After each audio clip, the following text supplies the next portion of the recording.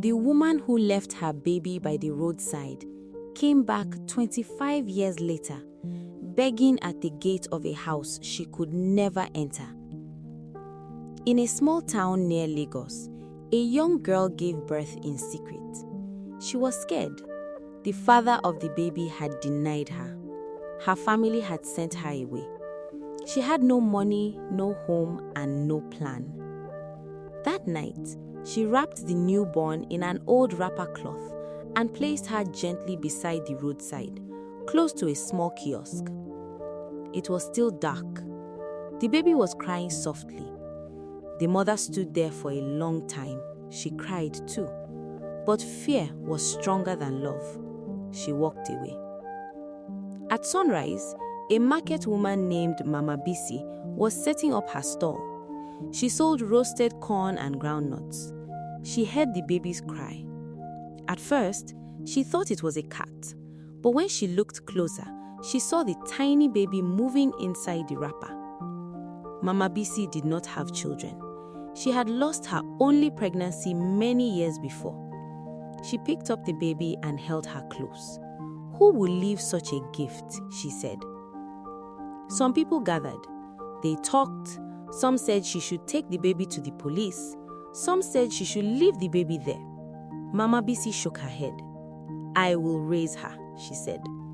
And she did. She named the baby Amara, which means grace.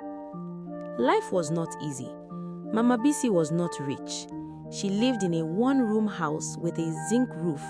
When rain fell, water would drop inside. But she worked hard. She carried Amara on her back while selling corn. She saved small money to send her to school. Sometimes they ate only once a day, but Mama Bisi never complained. Amara grew up knowing she was not born to Mama Bisi. The town people liked to talk. Children can be unkind. Some classmates laughed at her and called her roadside child. She would run home crying. Mama Bisi would clean her tears and say, where you start does not matter. Where you are going is what matters. Amara believed her. Amara was very smart. She loved books. She studied under a small lantern at night. She helped her mother in the market every weekend. When she finished secondary school, there was no money for university.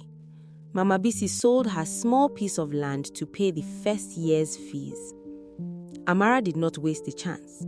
She studied business in school. During holidays, she learned how to sew clothes. She learned how to bake. She learned how to use computers. After graduation, she started small. She sold clothes online. She delivered them inside buses. Some customers cheated her. Some insulted her. But she did not stop. Slowly, her business grew. She opened a small shop, then another one. She started importing goods. She employed other young people who had no jobs. Within 10 years, Amara became one of the youngest female business owners in the state. Her company was worth billions of naira. People who once laughed at her now praised her. She built a big house for Mama Bisi. She bought her a car. She made sure her mother never sold corn again. One afternoon, a thin woman stood at the big gate of Amara's mansion. She looked older than her age. Life had not been kind to her. Her clothes were simple. Her eyes were tired. She told the security guard, I am her mother. I need to see her. The guard did not believe her, but she insisted. When Amara came out and saw the woman, something inside her felt strange. The woman began to cry. I am sorry, she said. I was young. I was scared. I had no help. I left you by the roadside, but I have suffered since that day. Please forgive me. I am your mother. The world became quiet. Mama Bisi stood behind Amara, shaking. Amara looked at the woman for a long time. You left me where cars pass, Amara said slowly. You left me where anything could have happened. Tears fell from the woman's face. I regret it every day, she said. Amara's voice became firm. When I was hungry, you were not there. When children laughed at me, you were not there. When my mother sold her land for my school fees, you were not there. She pointed gently towards Mama Bisi. That is my mother. The woman fell to her knees, begging. But Amara turned to the guard. Please, let her go, she said quietly. The gate closed.